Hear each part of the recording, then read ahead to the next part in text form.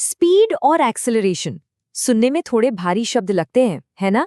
पर क्या हो अगर मैं कहूं कि इन्हें हम एक बच्चे की साइकिल चलाने की कहानी से समझ सकते हैं? चलिए, मिलते हैं राहुल से और देखते हैं उसकी कहानी में क्या राज छुपा है। तो ये है राहुल।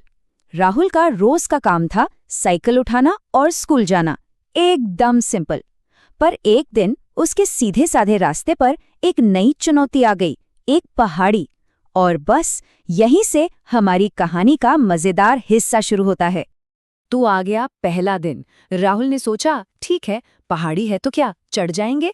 और उसने इसका सामना करने का फैसला किया। उसकी पहली कोशिश कह सकते हैं काफी सीधी साधी थी। तो राहुल ने पहले दिन क्या किया? उसने सोचा कि मैं अपनी स्पीड को बिल्कुल कांस्टेंट रखूंगा, मतलब एक जैसा। अब पहाड़ी पर चढ़ने में जोर तो बहुत लग रहा था, पेडल पर ज्यादा जोर देना पड़ रहा था। पर मजे की बात ये थी कि उसकी साइकिल की स्पीड बढ़ी नहीं, वो एक ही रफ्तार से चलती रही।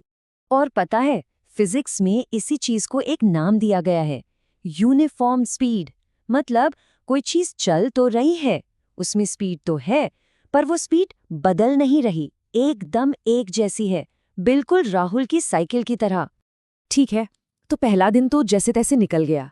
अब आया दूसरा दिन।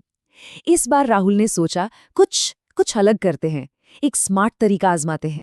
उसके दिमाग में एक आइडिया आया, क्यों ना मैं धीरे धीरे पेडल की रफ्तार बढ़ाऊं, शायद उससे चढ़ाई थोड़ी आसान हो जाए। देखिए, सोच तो बहुत छोटी सी थी, पर इसका जो असर होने वाला था वो बहुत बड़ा था। और बिल्कुल वैसा ही हुआ जैसा उसने सोचा था। जैसे जैसे वो पेडल तेज और तेज करता गया, उसकी साइकिल की स्पीड भी हर सेकंड के साथ बढ़ती चली गई। अब देखिए, पहले दिन से कितना अलग था। इस बार स्पीड एक जैसी नहीं थी, वो लगातार बदल रही थी। और स्पीड में ये जो बदलाव है ना, इसी को हम फिजिक्स में कहते हैं एक्सेलरेशन। बस इतनी सी बात याद रखनी है।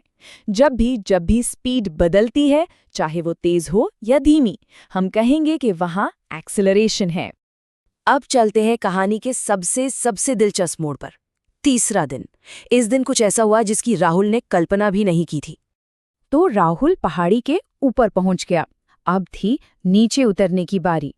उसने पेडल मारना एकदम बंद कर दिया। सोचा आराम से नीचे उतरेंगे। पर हुआ क्या? अरे, उसकी साइकिल तो ढलान पर अपने आप ही तेज और तेज होती चली गई।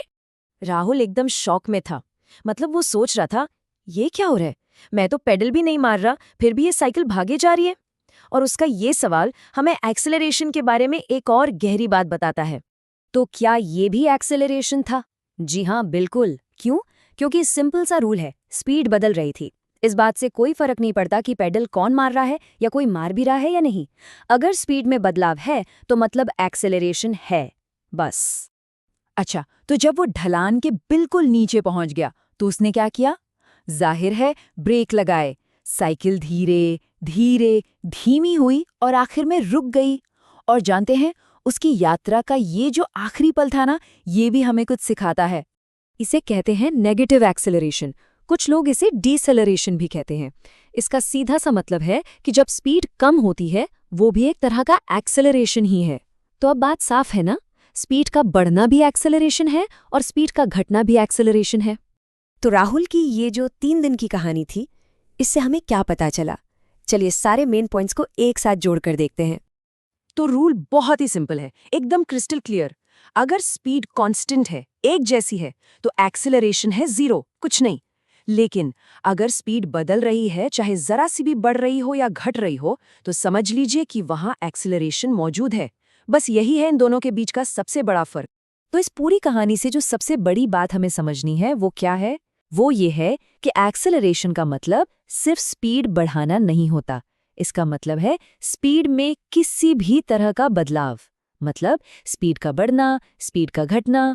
और हाँ, एक और बात, गाड़ी चलाते हुए दिशा बदलना भी एक तरह का एक्सेलरेशन ही है। तो अब ये सोचने की बारी है, अपनी रोज की जिंदगी में एक्सेलरेशन कहाँ कहाँ दिखाई देता है? सोचिए जरा। जब कोई गाड़ी स्टार्ट होती है, या जब ब्रेक लगाती है, या जब कोई गेंद ऊपर से नीचे गिरती है, या फिर पार्क में झूले पर। अगली बार जब भी किसी चीज की रफ्तार को बदलते हुए देखें, तो याद रखिएगा कि जो आप देख रहे हैं वो असल में फिजिक्स का एक बहुत ही शानदार कॉन्सेप्ट है, एक्सेलरेशन।